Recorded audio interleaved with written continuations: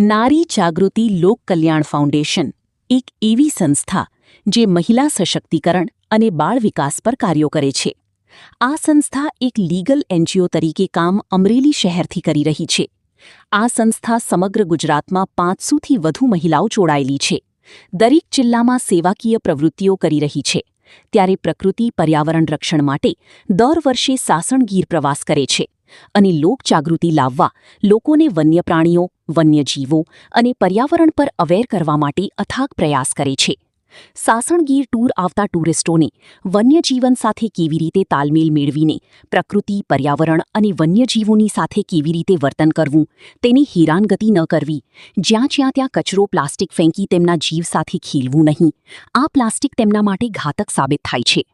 આ સંસ્થાના ટ્રસ્ટી નયના વિષ્ણુસ્વામી, લીના શાહ, કિરણબેન પડાયા તેમજ માધવીબેન ભટ્ટ, સિદ્ધિબેન મોદી, મીનાક્ષીબેન ઠાકર, જલ્પાબેન બેસમિયા સહિત સમગ્ર અમરેલી ટીમ, જામનગરથી રીટાબા જાડેજા, સમજુબેન કોયાણી, નિરૂપાબેન બખ્તરિયા તેમજ નજમાબેન કાર્યક્રમ ભવ્ય બની રહે તે માટે Neelkanth jewellers, Shri Yamuna jewellers, Shri Nathji jewellers અને ક્લેરિટી ફિનવેસ્ટ દ્વારા યોગદાન આપવામાં આવ્યું હતું.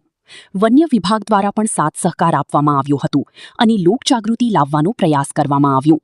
નારી શક્તિ દ્વારા જળ બચાવો, પર્યાવરણ બચાવો, વન્ય પ્રાણીઓનું જતન કરો એવા સંદેશ આપવામાં આવ્યા હતા.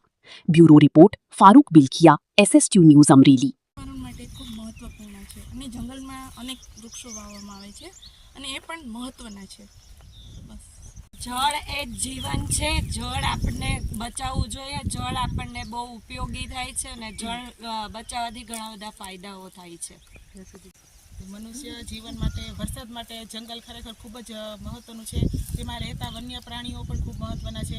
જો તમે લોકો જંગલમાં આવો તો ખાસ કરી અને પર્યાવરણનું અને વન્ય પ્રાણીઓનું ખાસ ધ્યાન રાખો અને તેમને કોઈ પણ હાનિ ન પહોંચે તેનું પણ ખાસ ધ્યાન રાખવું. વન્ય જીવ પ્રાણીઓના માટે તો છે જ, પણ સૌથી વધારે વૃક્ષો ઉપર જે મહત્ત્વ છે એ આપણને કોરોના કાળ દરમિયાન ખબર પડી. અને જ્યારે આપણે એની વાત કરીએ છીએ ત્યારે ખબર પડી કે ઓક્સિજનના બાટલાની એટલી કિંમત હતી, પણ આપણા ઘર આંગણે એક વૃક્ષ એક ઓક્સિજનનો બાટલો જ છે. જો દરેક એવું વિચારે કે વૃક્ષો વાવવા જોઈએ તો સારી રીતે આપણું જે એટમોસ્ફિયર છે એ સારામાં સારું થઈ શકે અને જે ગ્લોબલ વોર્મિંગ અને ક્લાઇમેટ ચેન્જ માટેની જે અત્યારની પરિસ્થિતિ છે એનો 100% આપણે સામનો કરી શકીએ. જંગલનું પ્રદૂષણ. હવે જંગલની અંદર આપણે ફરવા તો જઈએ છીએ, આપણે એમથી ના રિસોર્ટે જાય, જંગલમાંથી જઈએ, પણ આપણે એ નથી વિચારતા કે આપણે જે વસ્તુ લઈને જઈએ છીએ, નાસ્તો લઈને જાય છે તો એમનું રેપર છે આપણે ફટ દઈને જંગલની અંદર ફેંકી દઈએ છીએ.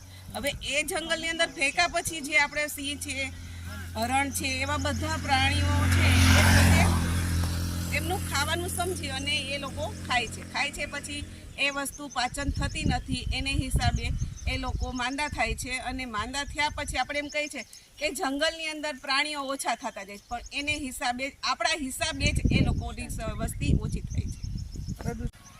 નારી જાગૃતિ લોક કલ્યાણ ફાઉન્ડેશનની સાસણ ગીર ટ્રીપ.